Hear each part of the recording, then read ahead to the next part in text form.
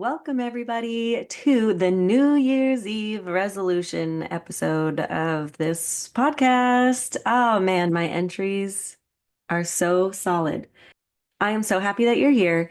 Happy New Year. Even though I did just have an episode come out on like a few days ago, I'm kind of just gonna say it in my head that this is my first episode of the new year because this is the one that I really am so excited about. Everyone gets so pumped up with the new year. The last month of the old year is always so busy and overwhelming, and everyone leaves it just like, I'm ready to be back on a schedule and eat healthier and feel calmer and go outside and less screen time, blah, blah, blah. Well, I don't care about any of those resolutions because I have some different ones for you. So if you are a teacher or a parent or an adult who's just looking on how to keep living that inclusive life, I have thought of some New Year's resolutions for you because, if you need some, I'm just like here to help. So before we go into all of the New Year's resolutions that I also try to do these for myself every year. I want to talk about my new membership. So if you go, it's called Coffee, but it's spelled KO-FI, and you can get on this membership, and it is so cheap. I tried to make it so affordable because I want people to be able to access all this information. And so what you get, there are three options. There's $1, a $3, and a $5. The $1 is pretty much just like you're on that website and you're a part of the community. If I make posts, if I ever do something for free or not for free, but if I ever like make something and I really don't know what to do with it, I'll probably just put it there for all the subscribers. And then the $3 one, you get like well, not unedited, but like the director's cut version of my podcast episodes. And January is all about like the Department of Education and like what do people in the disabled community feel about it. And there is going to be like, 45-minute podcast available to everybody, but these conversations already went on so much longer and I think it's really going to be great conversations that will just be really worth it. And then the $5 one, not only do you get everything else that I just said, you will also get this magazine, this monthly magazine. I'm calling it a digital digest. And it will have, I mean, it'll be about like 20 pages of just like fun, inclusive stuff for parents and teachers. And this is something that I just kind of thought about of like, why don't we have fun? Like, I love going through magazines and like really the dream, I guess this could be a New Year's resolution for me. I would love for this to be a magazine that I can have printed and like shipped out to people so they can like, cut out pictures and like put up inspirational things that they like, send like rip out articles for their coworkers or whatever. So I'm really hoping that that takes off. So I just made the first one and it is out now.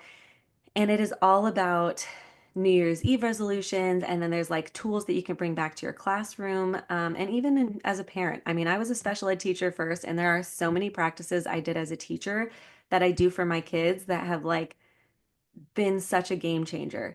And one of them is social stories, which I know I've talked a lot about before, but I really did a breakdown of like why it's important, how you can make one, why this helps afterwards, all this stuff. And then I have an article from a self advocate. There's always going to be a small business spotlight that is always going to be either led by a person with a disability, a family member who has a disability, someone who's in the disability community. And then there's going to be fun things because it's like a magazine. There's going to be fun pictures and fun quizzes and just all these things that I hope inspire you to like love teaching again and love parenting again and not feel so stressed out because 2020, 2025, we're going to go into it just chill AF, okay? That was such a long intro. Oh my God, I'm recording. Okay, I just I wasn't recording. I just did this before. Okay. Here we go. Let's talk about New Year's Eve resolutions. Now, I can't remember where I saw this first said to me, but now I do it every year. And it's focusing on four different types of New Year's Eve resolutions. And so the four topics are emotional, physical, spiritual, and mental. So emotional is like something about, your feelings, like or something like improving relationships. Physical would be like taking care of your body if it's through exercise or nutrition or sleep. Spiritual is some like practicing gratitude or like meditation, really focusing on like your sense of purpose, or if we want to quote Wicked, your heart's desire. And then mental goals that focus on improving your mindset, knowledge, your well-being, all that stuff. So here, let's go down some goals that are some New Year's resolutions that I just feel like are such easy changes and things that you can like really easily track. If if you are in special education, you probably love tracking data, I'm sure. So this is something super easy to track, which by the way, on the digital digest, I do have a link in the magazine where you get sent to a tracker for yourself, like that you can just fill it out, print it and fill it out. So I really am I'm trying to make resources that I know people will want to use. But I just like can't keep doing it for free. And I'm trying to make it really reasonably priced. Anyways, I digress. Okay, so let's talk about some New Year's Eve resolutions. So for teachers, this is such a big one that I feel like so many, and this is like a huge boundary that I feel like a lot of people have a hard time following. But having a set hours that you will be at work. And I mean, even as a parent, having a certain part of your day where you are like, you put your phone away and you solely focus on playing with your kid, reading books with your kid. And I actually put a lot of alarms on my phone to tell me when to like, when the timer is up. And that's what I did when I was a teacher. I had a timer on my phone. And don't get me wrong, I did stay late because teachers like don't get paid to stay past it, whatever. It's stupid and I disagree with it. But I would come in a little early and I'd leave a little later.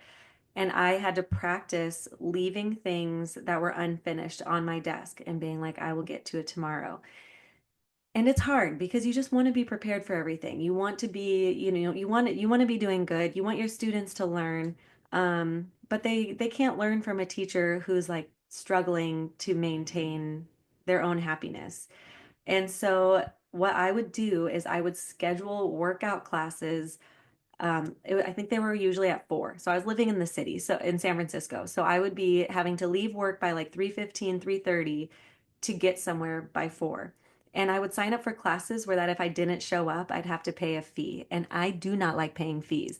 And I just reread Atomic Habits, and they say this a lot that if you're trying to start a new habit, you have to have some sort of incentive to make you want to do it. And then after a while, your brain gets so used to it that you're like, oh, yeah, it's just something I do. But this was how I forced myself to leave the classroom and not stay late. And don't get me wrong, there are days that you stay late at work. I'm not saying don't ever stay late at work.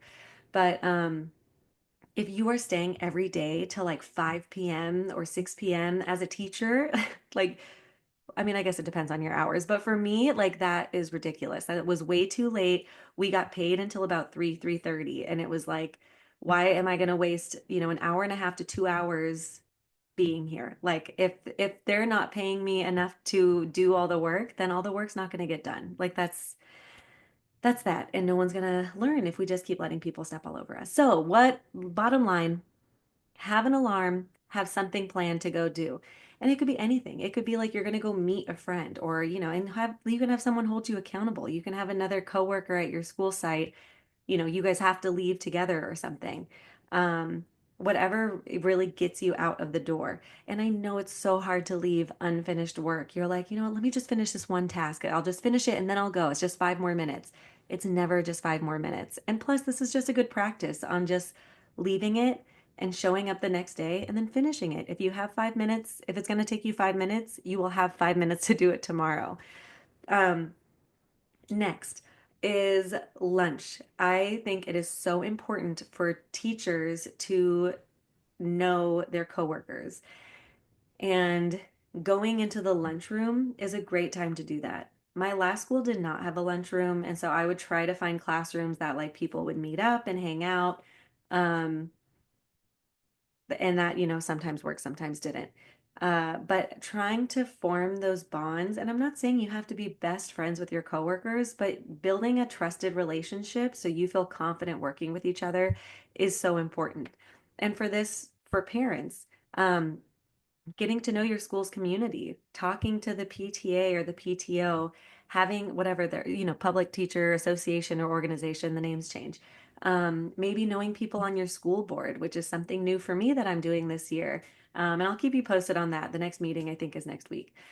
Um, and then going through meeting your teachers, meeting the students in the classroom, go to events, going to the social aspect of schools. I mean, of school activities. I think it's just so important, and a lot of people see it as like this burden of like, oh, another thing I have to go to, when like especially when your kids are young, this is kind of like the only time you get to do it. So how about you go enjoy doing it and be a part of your community? Because I have read, I don't know if you guys saw this on Instagram, but I am the top 1% psychology reader or something. I don't know what that really means, that statistic, or maybe it just meant, I don't know. I don't know what it means, but it means that I read a lot of psychology books and I read a lot of nonfiction books because I just love learning about how the brain works.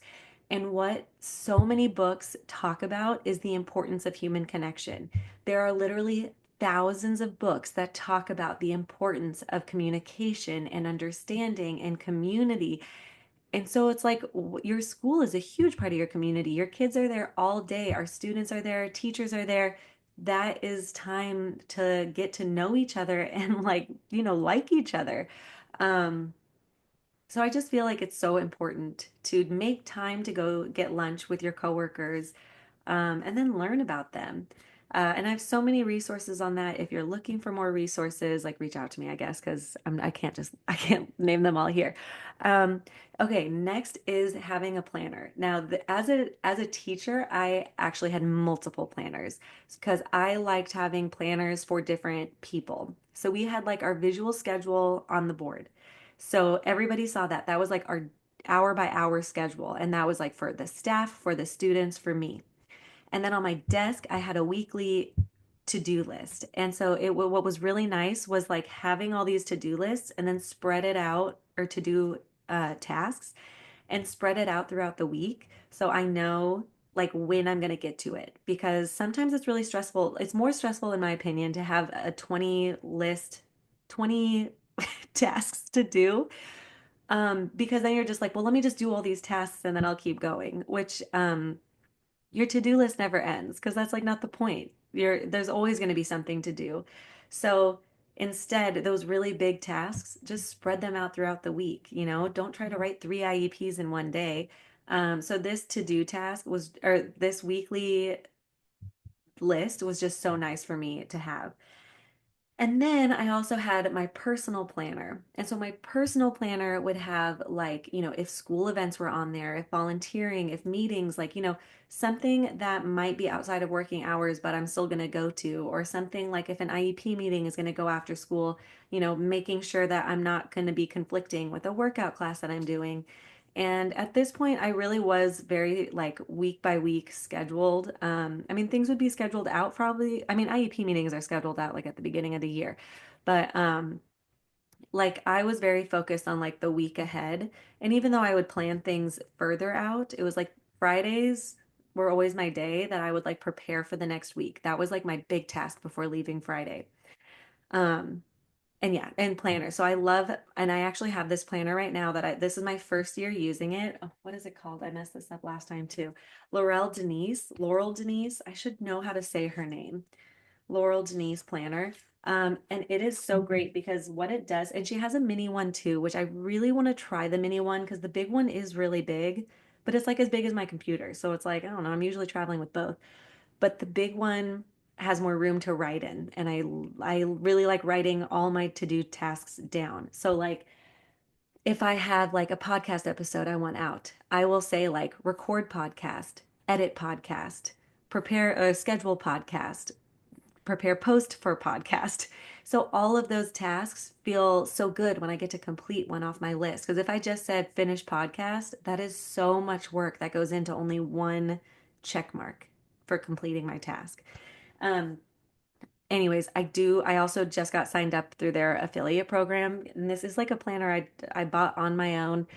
And so I am going to post the link. It's like an affiliate link below. I get like 10%, which is, it's not paying any bills or anything, but um, I seriously, I love this planner so much and I could not hype it up anymore. Oh wait, I can't remember if I said why I like it. So it shows like a month, like it shows you the whole month. When you open it, it shows you the entire month, and then at the bottom it has a weekly pages. And so you can flip the weekly pages, but the month page stays the same. And I love that because I put my weekly, like my to-do list still on the weekly part, and then I can see all of our schedule for the month. So any like classes my kids have, or, babysitting I'm doing, or play dates, like all of that is shown in the month. And so when I'm then making my to-do list, I could be like, well, if we're having this play date here, I'm not going to have time to do this. So I'm going to put that on Wednesday. And so it's just like, it's a really nice visual for me to have when making my schedule, especially now that I have so many schedules to follow. When it was just me, it was so different. But now it's, my partners, my kids, now we have a dog, whole thing. Okay. Next goal is learning to celebrate how amazing you are. And this is like, something that is, it feels so simple, but people have a really hard time celebrating how good they are. I actually just read a post that my friend did, and she was like, how does anybody get anything done with a baby? We woke up, I fed her, I changed her, got her dressed. I got dressed, I showered. We went downstairs, had to feed her again. And now it's 11:30 and I still haven't gotten anything done. And my response to her was like, it sounds like you got a lot of stuff done this morning. It sounds like you fed your baby. It sounds like you both ate. It sounds like you showered. It sounds like you got ready. Like, those are all wins, especially as a new parent with a small baby. Like, you have to remember to celebrate all of the little things that also happened. A book that I don't really like, but I also like, is Alexander and the Terrible, Horrible, No Good, Very Bad Day, because it is a kid that throughout his day, he's saying about why everything is such a bad, horrible day. But if you think about the mindset of, like, some of his problems were like he was in the middle seat and didn't want to be in the middle seat. But we could talk about how, sometimes we have to take turns being in the middle seat because all the other seats are taken. Maybe tomorrow he won't be in the middle seat. He talks about how his teacher doesn't like his drawing of an imaginary castle or an invisible castle, and he's mad about that. But instead, it's like, okay, well, is there a reason you didn't draw a picture? Could you have drawn what the invisible castle looks like? How can we like further these conversations and change that mindset? So, he was in a really negative headspace all day. And don't get me wrong, we are sometimes. But how can we focus on when we start, or how can we realize that we're in this negative mindset? And then how can we get out of it? So I actually do this now when I feel like I'm having a bad day, and I'll come back to my partner and I'm like, this person cut me off and the kids were just screaming, I'll start complaining, and then I have to, I mean, this is a rule that I made for myself that me and my partner both do. Um, but then we have to say like good things that happen throughout the day. And so maybe I'll say like, I got to wash my hair today. That was cool. And like the kids sat down while we read a book and we got to cuddle. So that was nice.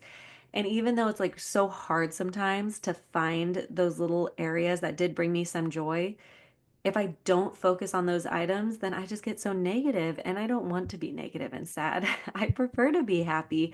And I'm not saying this is like the cure for depression or anything.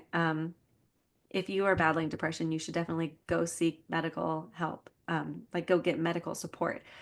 But if you feel like you just struggle sometimes with a negative mindset, that is something. And again, having someone to hold you accountable. If someone says, okay, that sounds like you had a pretty rough day. Like, what are three things that were really good that happened today? And that's something we have to do, especially with our physical looks. As if my partner and I ever say like, "Oh, I don't like that picture of me," then I'll say, "Well, I like the shirt that I picked out, and my nose actually looks really cute in it, and I love that I'm in it with my family." So it makes me rethink all the positive things also in that picture. Woo! Celebrate those wins, girl. or boy, man, woman. Okay, person, they, them. Inclusive. Okay. Um, so yes, so other small changes that I feel like could be made, especially if we want to be more inclusive this year, which I do think all those tips I just gave you do help. I think setting healthy boundaries, I think being more positive, using language you want kids to use, being more social and making genuine peer relationships with your coworkers. I think all of those also help build a more like inclusive community. Um, but small changes that you can make right now is like going to the library and getting books with disability representation or people of color or just really any character that looks different than you and your family. Um, because I just feel like that really gets kids to see the different kinds of people in our community, which I think is just so important to focus on like raising inclusive kids. And and then having like reflection questions ready. So a lot of times, the big conversation we're having right now is that my kids will look at those pictures where it says like no animals inside of restaurants except for service animals. And so they'll be like, why can't dog, especially because we just got a dog. So this has been a huge, huge conversation. But they'll be like, why can't the dog come in? And I'm like, oh, well, it's just a rule that sometimes animals can't come in. But do you see that service animals are allowed in? Do you remember what a service animal is? And then we'll talk about service animals and we'll talk about, how they're helpful to people. And I'm actually going to do a whole episode on service animals because I feel like I had a conversation with someone recently and it went so well and it was all about animals and it really like changed my own perspective on like people owning pets. So much so that we like literally bought a dog. I have told so many people, I'm like, we're not getting a dog until we have kids that can walk the dog. Our kids cannot walk this dog, but we got a dog. So that is how much, I don't know. I don't know if this is like a highlight for the future. Okay, well, I'm super bummed that I don't have my cat tarot card reading here with me right now. I could go get it. I just don't really want to edit a whole episode. I know. I know. Thanks for being here. Um, what I will do though is I will talk about my cat tarot card reading for New Year's Eve, which was a few days ago or this last week. So I'm gonna go onto my phone because I took a picture of it and one of the biggest things that it said was, oh gosh, what was this for? I think it's for the my future. So it was standing up for yourself and challenge. So hold strong in the face of adversity. Your wand is bigger than the six pointed at you. Don't give up. You need to fight to maintain your position. Don't let the others bring you down or try to take away what you have worked so hard for. There may be setbacks in the process, but always stand up for what you truly believe in.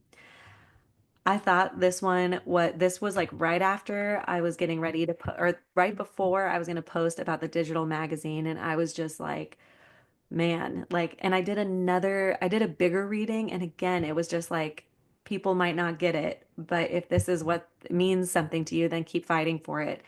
And honestly, I feel like this last year has been a lot of just like, trying new things and trying to get people wanting to do stuff and get them involved with raising inclusive kids. And it's been hard. It's been discouraging. I mean, it's cool when a video goes viral because sometimes I do get to have like good conversations and educate people, and then they also educate me. But a lot of times it's a lot of bullies, and it is really hard to keep going, even though part of it's inspiration or it's a little bit inspiring to me because there are so many people who just don't know. Um, so I don't see myself stopping anytime soon. This is literally just my whole life. This is what we do in our family. This is how I raise my children. This is how I go out into the community. So I hope that you have a great new year and thank you so much for being here. I mean, really, you listening to this means so much to me. You will never know. So I really appreciate you all being here, and I'm excited for 2025 and see where the podcast goes, see where the membership goes. Because it's gonna be great. It's gonna be great. So have a great Monday, and I will talk to you all later. Inclusion starts with you, and I just want to help.